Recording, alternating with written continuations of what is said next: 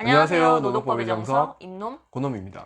네, 얼마 전에 포털 사이트에 올라온 기사 하나를 보고 네, 설렘 반 그리고 걱정 반으로 이 영상을 찍게 되었습니다. 네, 네, 어떤 기사 내용인가요? 핵심적인 부분만 딱 한 줄만 읽어주세요. 네.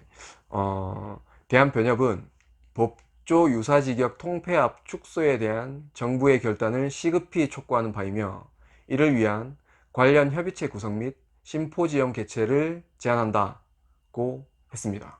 네, 법조 유사 직역을 통폐합을 한다라고 하는데 네, 이게 정확히 어떤 의미인가요? 한마디로 말씀드리면 법조 유사직역을 변호사로 일원화시킨다는 말입니다. 그러면 당연히 그 관련 시험들도 변호사 시험으로 통폐합을 시키겠죠. 네, 이 법조 유사 직역이라는 것을 이 기사에서는 뭐 노무사, 세무사, 변리사, 변리사, 네, 법무사 네, 뭐 이렇게 등, 등등 이렇게 얘기를 하고 있는데 네, 법조 유사 직역을 어디까지 볼지에 대해서는 아직 확정이 된 바는 없는 상황입니다. 네, 네.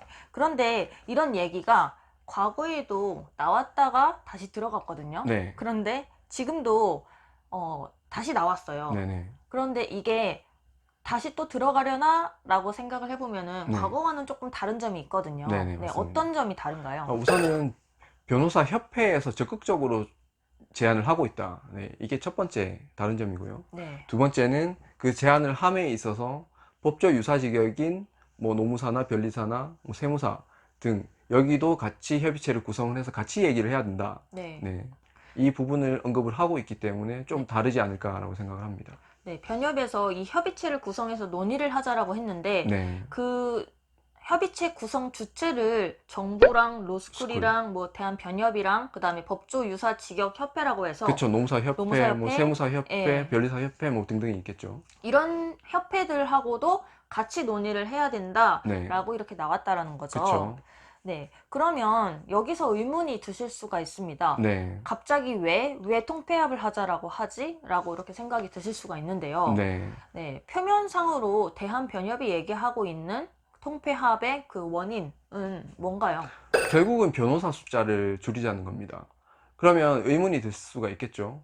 왜냐하면 당장 통폐합을 하고 만약에 법조 유사직역까지 변호사 자격을 주어지게 되면 갑자기 변호사 숫자가 더 늘어날 수가 있는데 이게 그쵸. 왜 변호사 숫자를 줄이게 되는 네, 거냐라고 생각이 들 수가 있는데 단기적으로는 당연히 그 변호사 자격을 주어지게 되면 변호사가 순간적으로 확 늘어나는 효과는 있어요. 네, 하지만 지금 법조 유사직역에서 따로 배출되는 법조 유사직역 숫자들, 그러니까 노무사 매년 250명이죠. 300명입니다. 아, 네, 노무사 300명, 네, 세무사 뭐 700명, 네, 뭐 다른 자격사들도 몇 명씩 딱 정해져 있어요. 이렇게 따로 배출이 되고 거기에다 플러스해서 변호사들이 따로 숫자가 배출이 되다 보니까 이거를 통폐합을 시켜버리고 그 숫자 자체를 제한을 해버리면 결국 장기적으로는 숫자가 줄어드는 그런 효과가 발생을 한다. 그래서 이거를 통폐합을 추진을 하겠다라고 네. 얘기를 하고 있는 것 같습니다.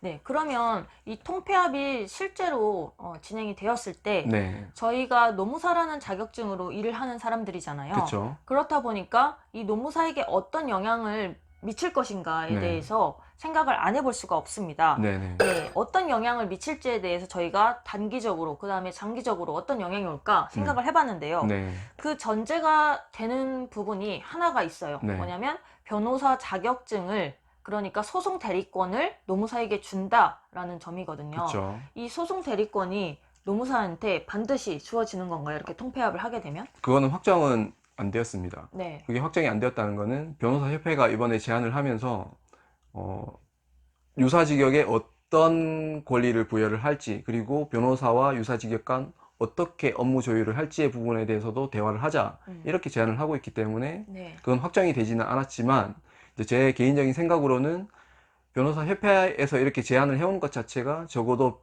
유사직역과 대화를 통해서 이걸 해결할 수밖에 없다라고 생각을 한 거고, 네. 적어도 예를 들면 노무사 같은 경우는 그 전문 분야인 노동 관련 분야에서는 변호사 자격을 줘야 되지 않느냐라고 생각을 하고 있다라고 생각을 합니다, 저는. 네. 그럼 최소한도 네. 저희 자격증이 가지고 있는 각 분야의 음. 그 소송 대리권은 줄 생각은 하고 있다라고 볼 수 있는 그런 제안이다라고 이렇게 보시는 거죠. 그렇죠. 개인적으로는 그렇게 생각을 네. 한다는 겁니다. 네. 그러면 단기적으로는 이게 굉장히 좋을 수가 있습니다. 네.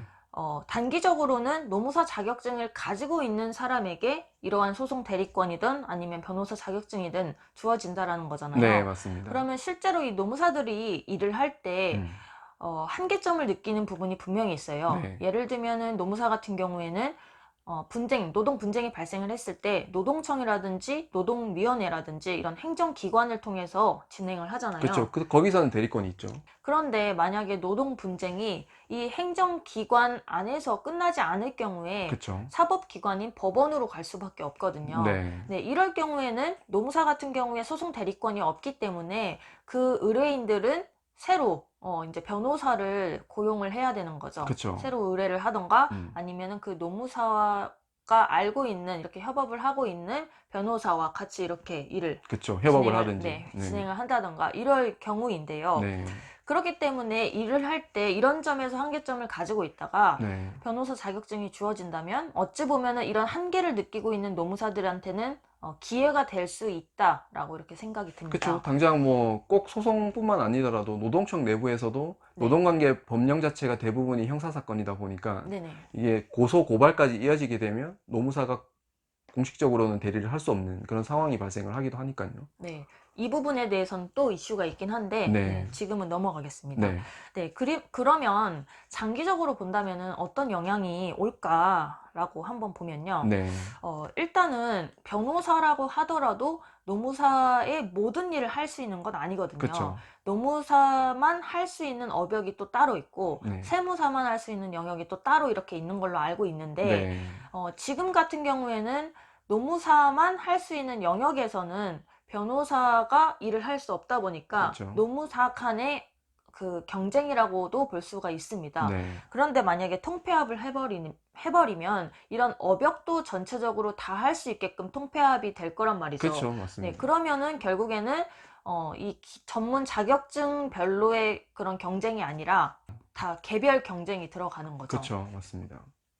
네, 그러면 결론적으로 통폐합이 되었을 때 장기적으로 본다면은 지금보다 더 경쟁이 치열해질 수 있다라고 보고 있습니다. 네. 네, 그러면 노무사를 가지고 있는 사람들에게 어떤 영향이 미칠까에 대해서도 살펴봤는데 네. 지금 노무사 시험을 준비하시는 분들에게 또 어떤 영향이 올까 또 한번 생각을 해봤는데요. 네. 네, 이 영향에 있어서도 한 가지 전제가 되는 부분이 있어요. 네. 유예 기간을 줄 것인가에 대한 부분인데요. 네. 네, 유예 기간을 줄까요? 저는 거의 100% 준다라고 생각을 하는 게 네, 지금 뭐 노무사라든지 세무사라든지 이런 법조 유사 직역 시험을 준비를 해오신 분들이 갑자기 통폐합을 통해서 이 시험을 철폐를 시켜버리게 되면 그분들이 준비해온 그 공부 시간 그리고 그분들에 대한 신뢰 네, 이 부분을 완벽히 저버리게 되는 결과가 되기 때문에 그분들을 보호하기 위해서 당연히 유예기간이 부여될 수밖에 없고요. 이거는 예전에 사법시험이 폐지가 되는 과정에서도 굉장히 오랜 기간 동안 유예기간이 주어졌다는 점, 네, 이 점만 봐도 유예기간은 주어질 거라고 생각을 합니다. 네. 그러면 유예 기간이 주어진다라는 전제 하에서 네, 변호사 시험보다 이 전문 자격증 시험이 훨씬 더 치열해질 것으로 저희는 보고 있는데요. 네, 그 이유는 세 가지입니다. 네, 네, 시간, 비용, 한정판 네, 이런 측면인데요. 네, 네, 우선 시간적인 측면에서 본다면 네, 노무사 자격증 같은 경우에는 요새는 빨리 붙으면 2년 아니면은 평균적으로는 3, 4년 그쵸. 이렇게 준비를 하고 있거든요. 그렇게 보더라고요. 네, 그런데 변호사 시험 같은 경우에는 변호사 한 명이 배출되기까지 정말 장기간이 필요합니다. 그쵸. 네. 예시를 한번 들어보면요. 네, 우선 로스쿨에 입학을 하기 위해서 세 가지가 필요하다라고 합니다. 네. 학점과 리트라는 이 별도의 시험이 있고 그다음에 토익 점수가 이렇게 필요한데 네, 이 리트가 중요하기 때문에 리트를 잘 못 보면 또 재수를 하기도 한다라고 해요. 그쵸. 네, 그러면은 뭐 빨라도 1년에서 2년 정도 걸리고요. 네, 로스쿨에 들어가서 한 3년 정도 다녀야 되는데 요새는 변시가 많이 어려워졌기 때문에 그 중간에 휴학을 한번 하고 신림동에 가서 강의를 듣는 그런 시간도 있다라고 합니다. 맞아요. 그러면은 뭐 3년에서 4년 4년? 정도 네. 그렇게 걸리고 그다음에 변시가 요새 합격률이 좀 많이 떨어져서 한 49% 정도까지 떨어졌다라고 하는데 그렇기 때문에 빨리 붙으면은 한 해에 붙겠지만 그쵸. 못해도 재수라고 네, 이렇게 한다라고 치면은 한 4년에서 8년 8년. 정도는 걸린다라고 네. 볼 수가 있습니다. 거의 한 2년에서 4년 대 네. 4년에서 8년 정도라고 잡기만 해도 한 2배 네. 정도 차이가 나죠. 네, 정말 차이가 좀 많이 난다고 볼 수 있고요. 네. 그다음에 두 번째로 비용적인 측면인데요. 네. 네, 사실 이 비용적인 측면은 좀 비교 불가라고 생각을 합니다. 그렇죠. 이거는 비교 불가라고 생각을 해요. 네, 일단 학비적인 측면에서 노무사 시험 준비하는 그 비용을 거의 뭐 맞먹는다라고 생각을 하고요. 네.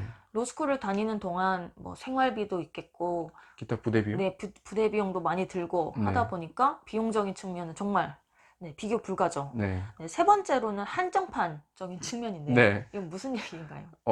노무사 시험이라는 걸 예를 들어보면 노무사 시험이 곧 폐지가 된다라는 네, 게 예정이 돼버리면 나는 폐지가 되기 전 마지막 노무사다. 뭐 이런 약간 사회적인 그쵸. 타이틀, 뭐 타이틀이 이런 게 생기겠죠. 마지막 사시 출신 변호사다, 그쵸. 뭐 이런 타이틀이 얘기. 있듯이. 네. 네.